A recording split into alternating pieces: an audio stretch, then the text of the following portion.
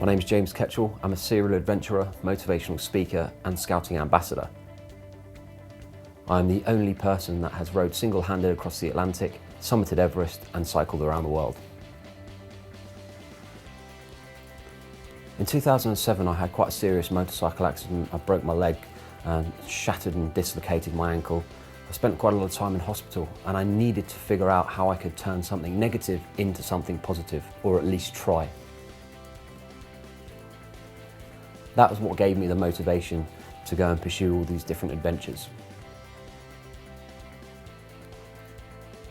The three challenges were hard. For me, climbing Everest was certainly physically the hardest. Rowing across the Atlantic is actually quite straightforward and I really enjoyed that. But what you got to remember, for what one person finds hard, another person may not find so hard.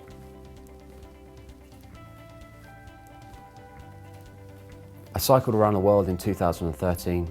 That basically consisted of a 100-mile sportive for 200 days back to back.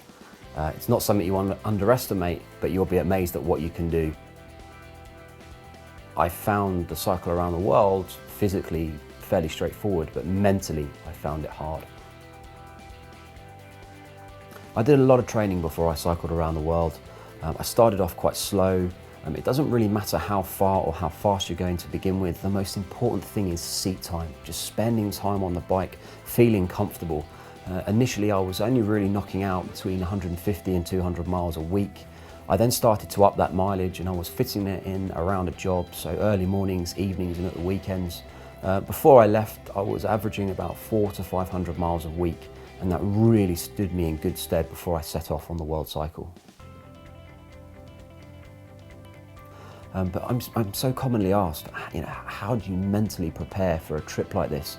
And for me, it's all about believing that you can do it. I put the hard work in, the groundwork, I did all the training, and that really stood me in good stead as I was going around the world. And for me, one of the things that I draw on is the people that supported me and that had got me to the start line. And although physically I was on my own, mentally I wasn't. I had so many people supporting me. And when I got tired and I felt down and fed up, it was those people that I thought of that really got me through the situation. And it's just believing in yourself. Human beings are amazing, and you'll really be quite surprised at what you can achieve if you put your mind to something. Almost every day challenges would be thrown at me from the world cycle. Things that are outside of your control, you can't do anything about. I'd get punches every day almost. Some of the terrain, some of the roads were absolutely atrocious. There would be diversions. But what you've got to remember is, you've got to take a step back. Every time you are out of your comfort zone, that is when you are truly alive. That's when you're truly living. And you may not enjoy it at the time, but trust me, when you've finished, that was the time that it'll be most rewarding. And you'll look back on those times when you were really fed up and you'll think, yep, I'll remember that. And it will put a smile on your face.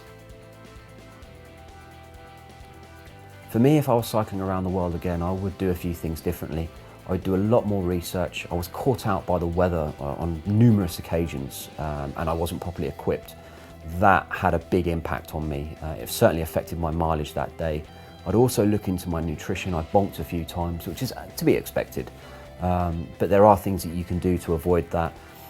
And I'd also look into a way of how I could maintain the bike on the go. I'm limited to what I can carry, but it's so important just to keep the chain clean and lubed.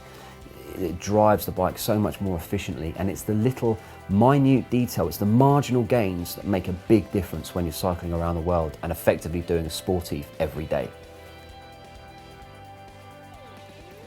I think for me, my advice to anyone who's about to ride a sportive is you get out what you put in. If you make sure you put the time in with your training, make sure your nutrition is spot on, make sure the bike is ready to go, you will have a good, enjoyable day.